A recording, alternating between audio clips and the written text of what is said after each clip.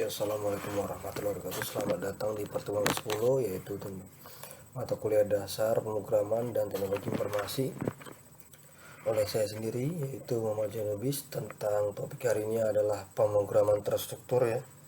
Pemrograman terstruktur ya, ini biasa disebut dengan pemrograman percabangan. Nah, tujuan dalam instruksional perkuliahan ini adalah yang pertama, mahasiswa dapat mengetahui mekanisme untuk mengatur pemrosesan instruksi ini untuk mengatur sebuah perintah. Kedua adalah mahasiswa mampu memahami dan mampu menggunakan mekanisme seleksi dalam sebuah program. Topiknya adalah percabangan if, percabangan else, percabangan switch. Nah, ketika kita bicara tentang percabangan, maka ada sebuah statement seleksi. Pernyataan dalam melakukan seleksi, proses seleksi itu menggunakan if, switch. Bentuk if ada 3 bentuk, yaitu yang pertama if adalah ekspresi statement, if yang kedua adalah ekspresi statement 1, else statement 2. Jadi ketika ada if maka ada else gitu ya. Ketika yaitu adalah if ekspresi 1 statement 1, else if ekspresi 2 statement 2, else statement 3. Percabangan adalah merupakan kondisi di mana ada beberapa pilihan. Bentuk pernyataan yang muncul pada percabangan adalah jika seperti apa maka akan jadi seperti apa. Pernyataan di dalam jika adalah sebuah kondisi yang harus dipenuhi untuk menjalankan pernyataan yang ada di dalam maka. Merupakan sebuah proses ya, merupakan sebuah function.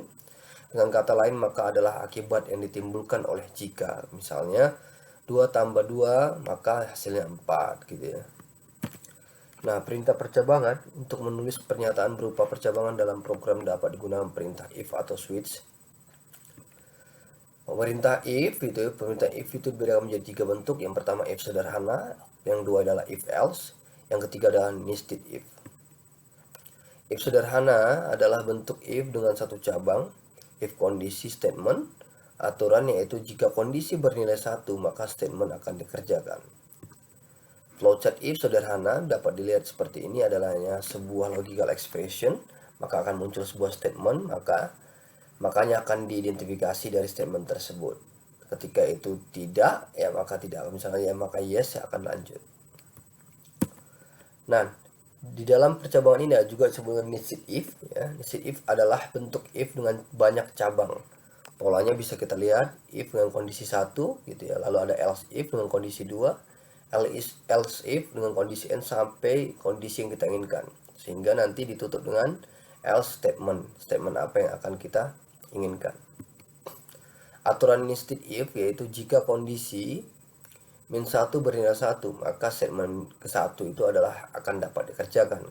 Jika kondisi ke-1 bernilai 0 maka akan mengecek kondisi 2. Jika kondisi 2 bernilai 1 maka akan mengerjakan statement 2. Jika kondisi 2 bernilai 0 maka akan mengerjakan kondisi yang ada dalam bawahnya. Begitu seterusnya sampai percabangan ke n yang Anda inginkan. Dan jika pada kondisi n bernilai 0 maka statement di dalam else yang akan dikerjakan.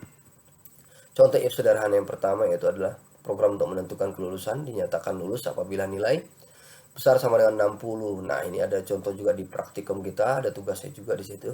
Nah, di sini menggunakan Turbo C++ sama saja dengan Dev C++ ya. Jadi di sini ada include dulu, pertama stdio.h, void main-nya, integer nilainya, seperti apa printf-nya, masukkan nilai ujian gitu ya.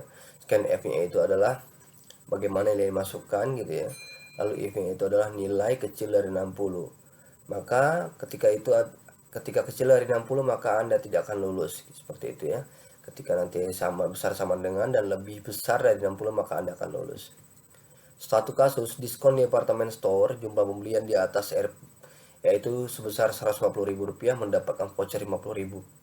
Sehingga sedekatnya dapat diidentifikasi dan dinyatakan yaitu if jumlah beli gitu ya besar dari 150.000, then voucher gitu ya yaitu bernilai 50.000, sehingga and if-nya dimana if adalah kondisi then aksi dimana akan ditutup dengan and if jumlah beli besar dari 150.000 maka akan mendapatkan voucher 50.000. Seperti itu kira-kira. Lalu 2 kasus, yang pertama itu adalah program diskon menentukan jumlah voucher yang terima berdasarkan jumlah pembelian barang. Mendeklarasikan berapa apa saja variabelnya. Yang pertama itu adalah jumlah beli, voucher, dan disebut dengan bilangan real. Algoritmanya adalah yaitu voucher, inputkan jumlah belinya berapa, if jumlah beli besar dari 150.000, dan voucher yaitu bernilai 50.000, and if dan output voucher seperti apa. Dua kasus di sini ada kelulusan yang tadi saya katakan, yaitu adalah if nilai besar dari 60, kemudian lulus adalah kebenarannya, else lulus ada false. Ketika dia tidak lulus maka akan false, ketika lulus akan menjadi true. If kondisi then aksi 1, else aksi 2, dan ditutup dengan and if. Maka program kelulusan menentukan kelulusan tersebut adalah mendeklarasikan, yaitu yang pertama tadi adalah nilai gitu ya, nilai gitu ya, terus ada nilai, ada kelulusan, dan lain-lainnya. Nah, algoritma di sini ada input nilai, if nilai itu adalah besar 60, lulus, sehingga and if akan lulus.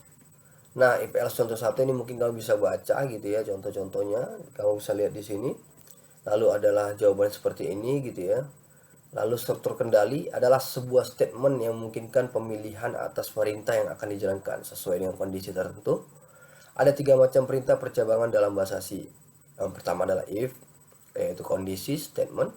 If kondisi saja itu dengan statement true, else gitu statement false, switch kondisi, case fail gitu ya, statement break. Struktur kendali dalam lanjutan ini adalah menceritakan atau menjelaskan percabangan branch di dalam pemrograman digunakan oleh komputer untuk menentukan langkah kerja selanjutnya. Percabangan menggunakan operator kondisional akan menghasilkan nilai benar ataupun true ataupun 1 itu, atau salah atau false atau null. Jika nilai dihasilkan benar maka perintah akan dilaksanakan, sedangkan jika salah maka instruksi tidak akan dilaksanakan ataupun disebut dengan error code. Nah, contohnya adalah contoh perbandingan gitu ya. Misalnya 5 besar dari 3 berinya benar gitu ya. 6 kecil dari 2 salah gitu ya. 45 sama dengan 34. Itu ada kali ya, itu benar ya. Terus adalah 9 gitu ya. Kecil sama dengan 3 kali 3 adalah benar, dan lain-lain dan seterusnya.